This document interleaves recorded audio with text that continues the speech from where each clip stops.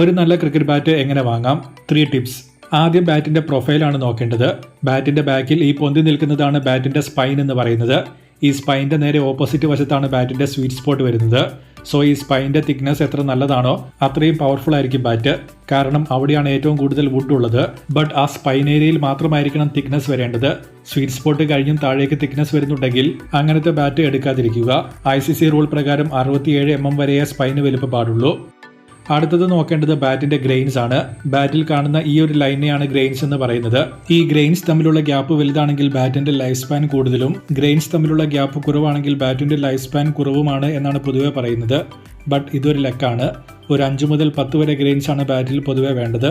Tennis ബോളിൽ കളിക്കാനാണെങ്കിൽ 6-ൽ താഴെയായാലും കുഴപ്പമില്ല. അടുത്തത് ഹാൻഡിലാണ്.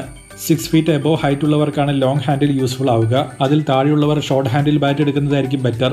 കാരണം ലോങ് ഹാൻഡിൽ വരുമ്പോൾ ചിലരുടെ ഗ്രിപ്പ് അനുസരിച്ച് അത് കൈയിൻ്റെ സൈഡിൽ വന്ന് എപ്പോഴും തട്ടാൻ ചാൻസ് ഉണ്ട്.